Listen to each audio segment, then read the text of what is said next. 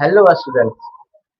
मैंने पिछले कक्षा में क्वेश्चन छोड़कर गया था जो कि यूक्लिड विभाजन प्रमेय का प्रयोग करके दर्शाइए कि किसी धनात्मक पूर्णांक का घन 9m या 9m+8 का रूप का होता है। देखिए इस क्वेश्चन को करेंगे कैसे। जैसे मैंने वर्ग वाला क्वेश्चन किया था सेम उसी प्रकार से हम घन वाला भी क्वेश्चन करेंगे। ठीक है, यहाँ पर देखिए सबसे पहले मानना क्या है कि यहाँ पर दिया हुआ है कि धनात्मक पूर्णांक किसी धनात्मक पूर्णांक का घन पता नहीं है धनात्मक पूर्णांक कौन सा है। हम इस धनात्मक पूर्णांक को मान लेंगे कि यह धनात्मक पूर्णांक ए है। माना कि जो धनात्मक पूर्णांक है ए कोई धनात्मक पूर्णांक है। ये कोई धनात्मक पूर्णांक है। अब हम क्या करते हैं, अगले स्टेप में हम बी खोजते हैं। अब तुम कंपैरिजन करेगा यूक्लिड विभाजन प्रमेयिका से a = bq + r। यहाँ से कंपैरिजन करेगा तो हमारा जो b है वो कितना आ रहा है, 9 आ रहा है। तो यहाँ से हमारा जो b है, यहाँ से b जो है वो कितना आ रहा है, 9 आ रहा है। अब क्या लगाएंगे, यूक्लिड विभाजन प्रमेय।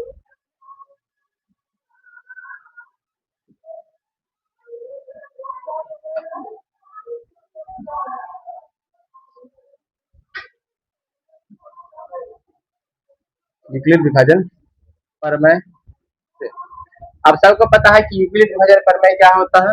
ये होता है a = bq + r। जहां पर r जो है ये r ये 0 से तो बड़ा रहेगा या उसके बराबर रहेगा, लेकिन b से छोटा रहेगा। लेकिन b क्या है हमारा, b 9 है। b कितना है, b जो है वो 9 है, तो 9q + r हो जाएगा। तो जो r का जो रेंज है वो कहां से कहां तक रहेगा, वो 0 या 0 से बड़ा होगा और 9 से छोटा होगा। तो r का जो संभावित मान है वो कितना आ सकता है, 0, 1, 2, 3, 4, 5, 6, 7, 8 तक जाएगा। ठीक है, इस प्रकार से हमारा r का संभावित मान आ गया है। लेकिन अब हम इस r यहाँ पर कितना है, लगभग 9 वैल्यू है r का। ठीक है, तो सभी को नहीं रखेंगे, कुछ कुछ को रखेंगे जिससे हमें पता चल जाएगा कि 9m+1 या 9m+8 किसी धात्मक पूर्णांक का घन है। हम केस के रूप में लेते हैं यहाँ पर। अब केस फर्स्ट, जब r को हम 0 लिए, ठीक है, जब हम r को 0 लिए, यहाँ समीकरण फर्स्ट मान लेते हैं। r = 0 का मान समीकरण फर्स्ट में रखने पर, समीकरण फर्स्ट कितना है, समीकरण फर्स्ट है a = 9q + r का मान 0 है। कितना आया है, a = 9q आया है। ठीक है, ये क्या है, किसी धनात्मक पूर्णांक, कोई धनात्मक पूर्णांक किसके बराबर आया है, 9q के बराबर आया है ना। लेकिन हमें चाहिए क्या, किसी धनात्मक पूर्णांक का घन चाहिए, यानी कि क्यूब चाहिए। तो हम क्या करेंगे, दोनों तरफ घन कर लेंगे। क्या करेंगे, दोनों तरफ घन, दोनों तरफ घन करने पर, दोनों तरफ घन करने पर जब घन करेंगे तो ये कितना आएगा, a क्यूब हो जाएगा, इधर 9q का होल क्यूब। तो ये हो जाएगा a क्यूब बराबर में 9 का क्यूब होता है 729 क्यूब। अब देखिए किसी धनात्मक पूर्णांक का जो घन है, किसी धनात्मक पूर्णांक का जो घन है वो कितना आया है, 729 क्यूब आया है। ठीक है, लेकिन हमें चाहिए क्या, 9m के रूप का चाहिए। अब जैसा कि मैंने पिछले कक्षा में बताया था, पिछले क्लास में, कि हम यहाँ पर क्या करेंगे, 9 को क्या कर लेंगे, कॉमन कर लेंगे। इसमें 9 है ना, ये जो 729 है, ये 729 ये 9 गुने 9 है। यहाँ से हम एक कॉमन कर सकते थे, कितना बचेगा, 9 में 81 बचेगा। तो यहाँ पर हम क्या किए, a क्यूब बराबर में 9 को बाहर कर लेंगे तो बचेगा क्या, 81 क्यूब बचेगा।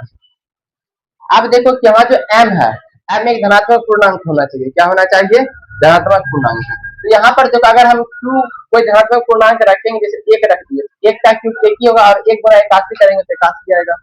ठीक इसी प्रकार अगर क्यूब की जगह पर क्यूब की जगह पर 2 रख दिए, ठीक है, तो 2 का क्यूब कितना हो जाता है, 8 हो जाता है, और 81 गुना 8 करेंगे तो 8 एकम 8 और 8 64, 648 होता है। और ये भी क्या है, धनात्मक पूर्णांक है, यानी कि हम इस पूरे की जगह पर हम क्या मान सकते हैं, m मान सकते हैं। इस पूरे की जगह पर क्या मान सकते हैं, m। ठीक है, एक क्यूब जो है वो 9m के रूप में आ गया, जहां हम बता सकते हैं कि जो m है वो 81 क्यूब है। यहाँ तक बात समझ में आया। अब आगे देखते हैं, केस फर्स्ट में हमने लिया था r का मान 0। अब केस सेकंड देखिए, केस सेकंड में r का मान 1 लेंगे, ठीक है। अगेन केस 2, r बराबर 1, r बराबर 1 का जो मान है समीकरण फर्स्ट में रखने पर, r बराबर 1 का मान कहाँ रखेंगे, समीकरण फर्स्ट में रखेंगे तो कितना आ जाएगा, a is equal to 9q plus r की जगह पर 1 रख देंगे। अब देखो ये धनात्मक पूर्णांक का घन नहीं है, इसके लिए हम क्या करेंगे, दोनों तरफ घन करने पर, दोनों तरफ घन करने पर, दोनों तरफ घन करेंगे तो कितना आएगा, a क्यूब बराबर में 9q प्लस में 1 का क्यूब, ठीक है। a क्यूब बराबर में ये क्या बन जाता है, a प्लस b का होल क्यूब है। अब a प्लस b का होल क्यूब पता है कि a cube plus 3a square b plus 3ab square plus b cube होता है। तो यहाँ वही वाला फॉर्मूला लगा देंगे कि a प्लस b यानी कि 9q का whole cube plus 3a square b यानी कि 9q का स्क्वायर into b plus 3 into 9q into B square यानी कि 1 का स्क्वायर प्लस 1 का क्यूब, ठीक है। तो a क्यूब बराबर में 9q का होल क्यूब कितना हो जाता है, पता है भी सबको, 729 है, 729 क्यूब प्लस ये 3a स्क्वायर भी यानी कि 3 9q का स्क्वायर इंटू 9q का स्क्वायर हो जाएगा 81q स्क्वायर, और 81 दिया हो जाता है 243, 243 गुना 1 करेंगे 243 ही रहेगा, और क्यू स्क्वायर प्लस 9 तिया 27 और 1 का स्क्वायर करेंगे तो 1 ही रहेगा, तो यानी कि 27 क्यू प्लस 1 का क्यूब 1 ही होता है, ठीक है यहाँ तक। अब देखिए, अब यहाँ पर देखिए 729 में भी 9 है, 729 को हम 9 गुने 9 गुने 9 लिख सकते हैं। 243 में भी 9 है, इसमें हम इसको यहाँ से हम 9 लेंगे बाहर, 9 कॉमन लिखेंगे तो क्या बचेगा, 9 गुने 3 बचेगा, 27 गुना 9 लिख सकते हैं ना इसको। यहाँ पर भी 9 है, यहाँ पर भी 9 है, और यहाँ पर भी 9 है, तो तीनों जगह जो देखो यहाँ पर भी तीनों जगह से हम 9 को कॉमन कर सकते हैं, ठीक है। जब हम 9 को कॉमन करेंगे तो क्या बचेगा, तो a क्यूब बराबर में जब यहाँ से 9 कॉमन करेंगे तो बचेगा कितना, यहाँ पर बचेगा 81 क्यूब प्लस यहाँ से 9 कॉमन करेंगे तो कितना बचेगा, 27 क्यू स्क्वायर बचेगा, और यहाँ से जब 9 कॉमन करेंगे तो बचेगा 3q, और बाहर में 1 है तो बाहर में 1 रख देंगे, ठीक है। अब देखो यहाँ इस पूरी संख्या को हम m के बराबर मान लेंगे, तो यहाँ पर कितना आया है, देखो यहाँ से हम 9 कॉमन कर लिए, इस पूरी संख्या को हम क्या मान लेंगे, m मान लेंगे। तो यहाँ पर जगह नहीं बच रहा, तो यहाँ पर देखिए इसको हम मिटा रहे हैं, ठीक है।